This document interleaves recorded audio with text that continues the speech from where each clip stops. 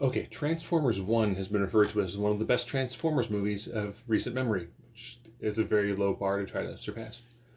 So, this is the double origin story of both Optimus Prime as well as Megatron. I You can tell that with people who made this movie actually enjoyed Transformers and actually understand some of the things, and there's enough member berries where it's like you don't have the touch, calling them GoBots. There is a transform and roll out. They hit just the right amount of big moments here and there that were really good.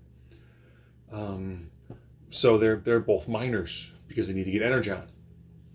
And a lot of it's because, well, the major leadership is gone, and that's what created the energon to free flow. So now they're on a mission to try to find it, which of course is why they end up going to the surface. All things that you kind of see in the trailers. They also have Soundwave, Starscream, Shockwave, the person who did the voice for Bumblebee. Just the right amount of super excited, bordering on really obnoxious, but just the right amount of you can tell he's excited, and the characters get annoyed by him. Very apparent that they get annoyed by them. Chris Hemsworth as who becomes Optimus Prime, very well done. The guy who I forget his name, but he was the truth conspiracy theorist from the Godzilla X series.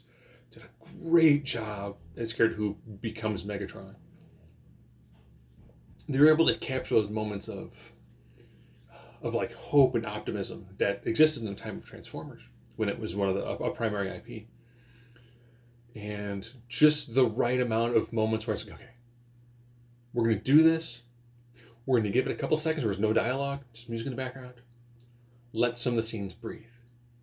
And at a shade over 100 minutes, I was amazed at how they were able to get like, here's the origin of the primes, here's the origin of the planet, here's the origin of these two characters, and how they become just, these massive enemies.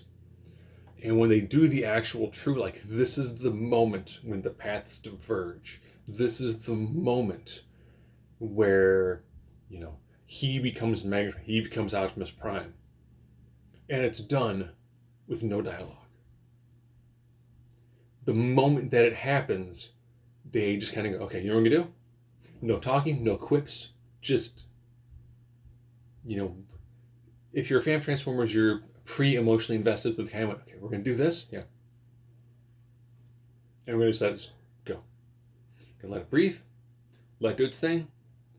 It's like the audience will fill in whatever gaps exist. And I thought that was amazing.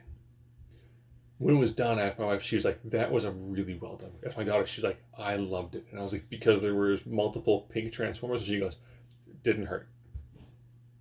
Right off action sequences to it, quippy but not overly obnoxious.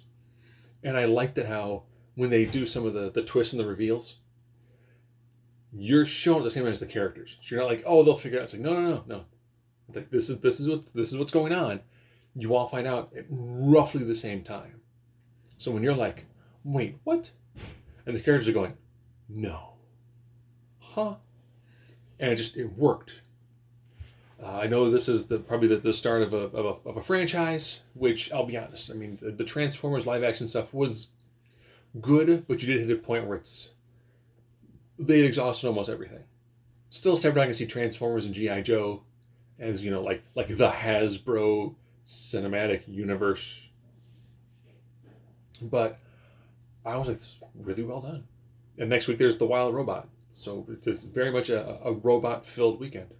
And with that, if you're going to go see it, definitely worth seeing it in theaters. It's big and grandiose. We didn't see it in 3D, daughters like 3D. But, a good time. Definitely worth watching.